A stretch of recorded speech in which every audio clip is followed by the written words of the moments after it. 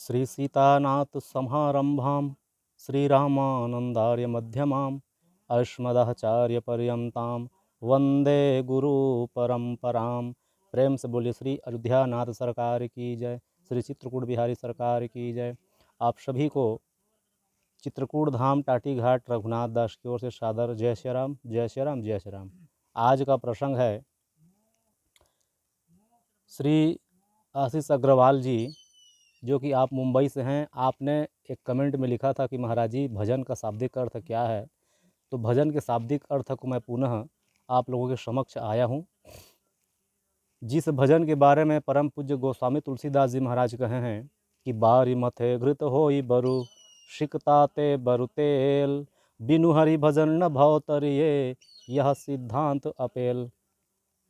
बिना हरि के भजन किए बिना कोई भी जीवात्मा का भव सागर पार नहीं हो सकता। तो ये भजन क्या है, इसी के बारे में आज इसी विषय को लेकर आया हूँ। भजन, जिस भजन के बारे में श्री हनुमान जी महाराज कहते हैं, जब श्री हनुमान जी महाराज अयोध्यानाथ सरकार जी के पास पहुँचे तो अयोध्यानाथ सरकार जी पूछे कि कहे हनुमान आपको कोई प्रकार की परेशानी तो नहीं हुई लंकापुरी में। तो श्री हनुमान जी महाराज क्या जवाब देते हैं, कहे प्रभु कह हनुमंत विपति प्रभु सोई, जब तब सुमिरन भजन न होई। कह हनुमंत विपति प्रभु सोई, जब तब सुमिरन भजन न होई। तो कहे श्री हनुमान जी कहे कि प्रभु जिस जीवात्मा के पास में आपका सुमिरन और भजन है तो उसके जीवन में किसी प्रकार की समस्या और कष्ट नहीं होता। कह हनुमंत विपति प्रभु सोई, जब तब सुमिरन भजन न होई। जब तब अर्थात जब तक आपके चरणारविंद में उस सेवक का, उस दास का, उस जीवात्मा का सुमिरन है, भजन है, तो उसके जीवन में कोई भी समस्या नहीं आती। सुमिरन क्या है? सुमिरन अर्थात सुमिरन करना। जैसे ये हम सुमरणी पकड़े हैं तो ये सुमरणी से हम सुमिरन कर रहे हैं। तो सुमरणी अर्थात ये सुमिरन करना, अपने इंद्रियों को एकाग्र करके अंदर से सुमिरन करना। सुमिरन सुरत लगाई के मुख से कछु न बोल, बाहर का पट बंद कर अंदर का पट खोल। बाहर का पट क्या है? ये हमारे जो बाह्य जो इंद्रियां हैं, जिनसे हम लोग देख रहे हैं, सुन रहे हैं, इसमें सूंघ रहे हैं, इस सब इंद्रियों को बंद करके जो अंतःकरण की इंद्रियां हैं, मन बुद्धि चित्त अहंकार, तो मन से ध्यान लगा करके ठाकुर जी के नाम को ध्यान करते हुए हम सुमिरन करें। ये हो गए सुमिरन। और भजन क्या है?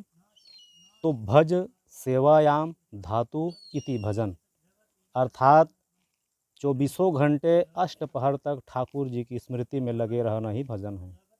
स्मृति में अर्थात हम लोग याद करते रहेंगे तब भी भजन है। या श्री ठाकुर जी के विग्रह स्वरूप का हम सुंदर प्रातःकाल स्नान करके आ करके ठाकुर जी को स्नान कराएं, चंदन तिलक लगाएं, फूल तुलसी दल अर्पण करें, धूप दीप बत्ती दिखाएं और ठाकुर जी को भोजन प्रसादी भोग लगावें। तो ये तो एक पहर में हो गया। फिर दूसरे पहर में जैसे कि हम छोटे से बालक का लालन पालन करते हैं, उनको 4 बार खिलाते हैं, पिलाते हैं, सुंदर नहला धुला करके काजल टिक्की लगाते हैं, बालक को सुलाते हैं, सुलाने के पश्चात फिर उठाते हैं, फिर मुख प्रक्षालन करते हैं, फिर बालक को कुछ न कुछ खिलाते हैं। ठीक इसी प्रकार 8 पहर तक ठाकुर जी के समीपस्थ रह करके बाल स्वरूप का ध्यान करते हुए हम बालक जैसे उनका लालन पालन करें। ये हो गए भजन। 24 घंटे अर्थात अष्टपहर निरखत रहो श्री हरिचरण की ओर। 8 पहर तक हम ठाकुर जी के ध्यान में लगे रहें। तो ये हो गए भजन। आप जैसे जहाँ पर ठाकुर जी विराजे हैं, तो ठाकुर जी जहाँ विराजे हैं वहाँ पर आप सेवा करिए। तो ठाकुर जी के जुड़े, आश्रम से जुड़े जितने भी कार्य हैं, जैसे झाड़ू लगाने से लेकर बर्तन धोने तक, बर्तन धोने से लेकर फूल तुलसी उतारना, संतों की सेवा करना, गुरुजनों की सेवा करना, ये सब ही भजन के अंतर्गत है।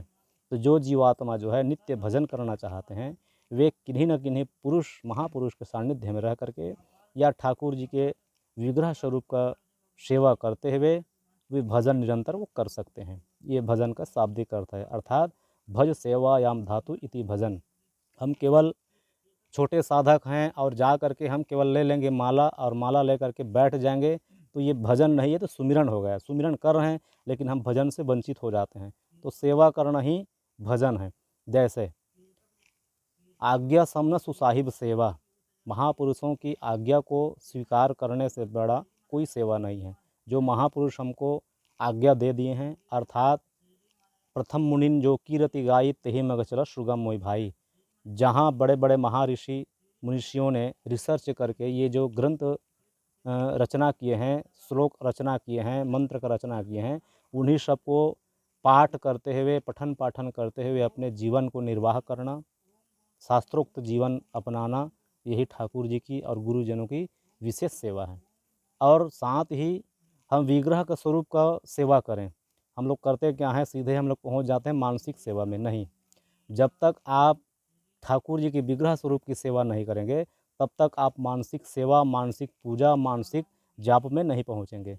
प्रथम सीढ़ी में चढ़ना अनिवार्य है।